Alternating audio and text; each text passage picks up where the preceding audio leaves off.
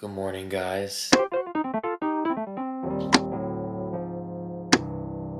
Before we get on our day, let's get in the word. Today I'm reading Psalms. Psalms is super long, but it's a bunch of prayers, poems, songs in which really express human emotion when speaking to the Lord, or whether it's in praise or prayer. It reveals a lot of emotions from anger to sadness to fear to happiness. It really reveals not only true expression of humans' feelings, but also what to do when you're feeling this way, that you could pray, you could worship even when you don't feel the best, or even when you feel like you've done wrong. Like, it's an opportunity to continue regardless how you may feel, because your feelings don't have to dictate your mindset or dictate your actions, in which these writers here express, I think, pretty well. Like, if they are sad, they express it, but they still praise the Lord or bring it to the Lord instead of getting in a feeling and like, oh, I'm gonna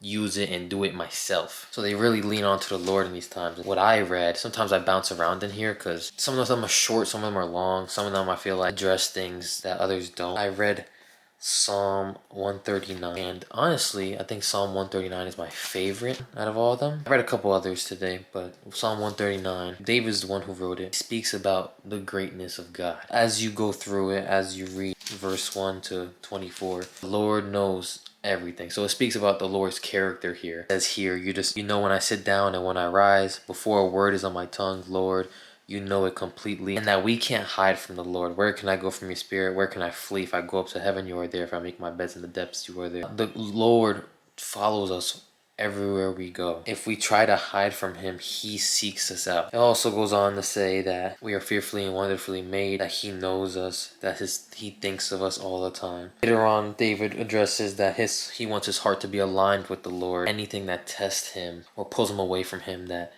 the Lord may reveal it in him so that he can continue walking with the Lord. And I find this reassuring. So when I, don't feel well, or times in which is very stressful, I try to remember, hey, let me focus my eyes on the Lord and who he says he is.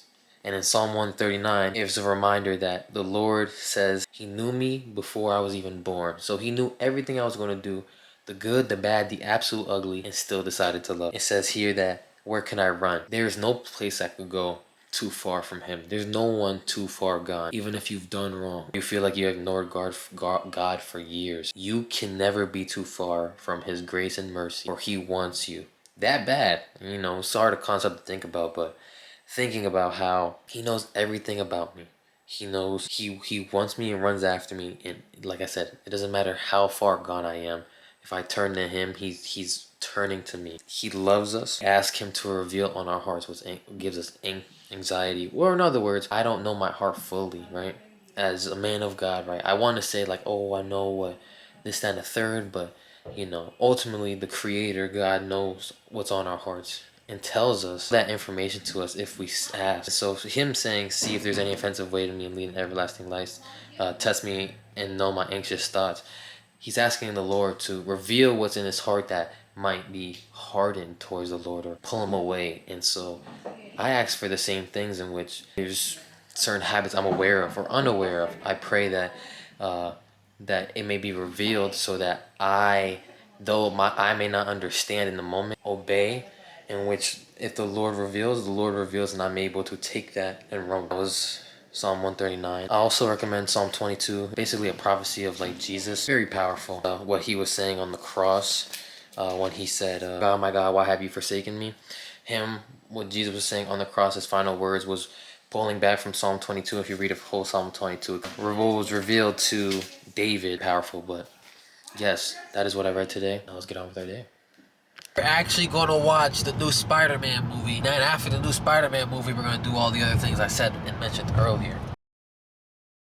I'm a princess baddie right now. Princess baddie. Pause. Wow. Pause. Passenger princess. My car is out of commission. It's going to be in commission soon. With that being said, we got Freaky T to cut again. Ooh, Freaky D. He going to join us. We'll give some movie reviews. After that, I'll show you some thrifting fits what you can get for $20. And then show you the food.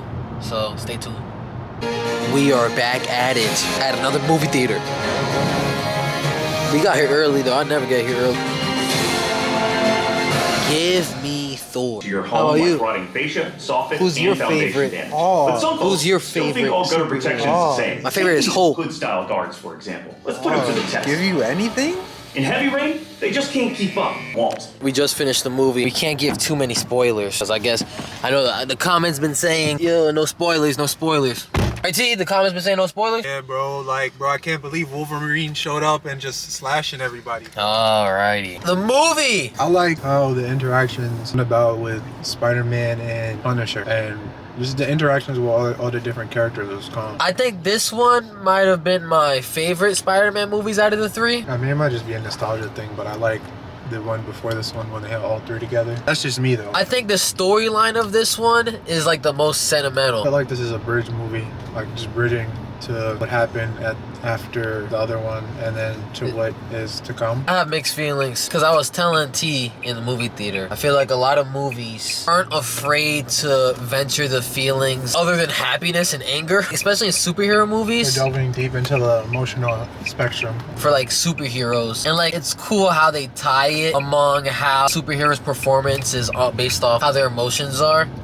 So it makes it more, I could resonate with it more, even though I'm not Spider-Man. But since he's a human and he has the same feelings just as I could now resonate with him. I'm not gonna say I'm tired of it, because you know everybody puts their own spin on it. Now when I think of those movies that especially try to tie, like, let's say like mental health or whatever the case may be, I really try to dive into like what's their message, you know? Trying to relate to the hero more, like, oh yeah, they might be special, but everybody's special in their own right. Everybody got problems. We all deal with it different ways, but the end result might not be the exact same, but it's similar results, similar problem solving. I would say Odyssey in my book will bump up to a 9.2 out of 10, and this would be a 9. It was a good movie. For me, I'm more of a Get you a good superhero. angle. I'm more of a superhero movie kind of guy, supernatural stuff. So yeah, the Odyssey has some supernatural stuff in it, but overall, the Odyssey was better. I just like Spider-Man more, so I'm both at like a 9. I think the shots in this one is the most unique as well. Some of the shots were pretty cool. Now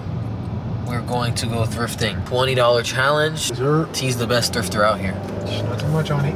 Personally, I think I could have waited till this movie came to like Disney. Granted, like if I see spoilers and I think the movie's good, I'm still gonna go see the movie. But if I saw like more scenes from the movie, I probably might have stayed home and waited to watch it at home, or just rented it at home. In my opinion, it's a good movie theater movie, but it would have been just as fine just seeing it at the crib. I could have saved my money in that regard. But yeah, I don't know what challenge we're gonna do just yet, but we're gonna look at some clothes, copper drop. We're gonna see if we walk out with something today. I think Freaky T trying to get a couple things, so we gonna see. What's trending now is like these skinny tees that are like thin, you know? It used to be like them solid white blank tees, but it seems like dudes is moving away from that. Especially dudes be having like the old vintage shirts with like the cuts and whatnot. I think those is fire. Now, we'll show you mine. Some pants that are cut, and I also have a t-shirt that I thrifted. So, let's see if we find some jeans. We have found some goods. We're gonna go through the haul. I'm probably not walking away with all this, but some jeans and another pair of jeans. I think they're fire. Everything I cop is something I think I would wear. Fitting out of commission right now, so I don't know how it fits. This shirt, not gonna lie, I love these little button tees, and this material is very light. I was gonna show you how a small fits on. This is the material, a very thin material. I mean, the graphic, not my taste, but this shirt. 1, 2, the tees. We're about to eliminate some. Today, the only one we're gonna walk away with, because I don't know the sizing, is gonna be this one. You could throw on a size below and above you and be really good, as long as you style it correctly. Let's say I'm a large. I think going up to XL is a good look for bagginess. Even going to medium for a tighter fit, it just really depends. The pants, I don't personally think you should go tight on tight. 2016, Yeah. it's not it. You But gotta, if you're wearing tight, you gotta make sure it fits you right. yeah, so I would always go baggy bottom, and then you could go with tight tee, baggy bottom, or baggy top. We got the goodies. I'm about to try it on right now before I even get in the car. This is how it look. This is the food right here. We decided to get fufu and igusi. I got a goosey with goat and beef. T just got beef. We go pause. TikTok, they say you gotta smack the food. Try it out and let y'all know what's up. I'm hungry. I gobbled that down.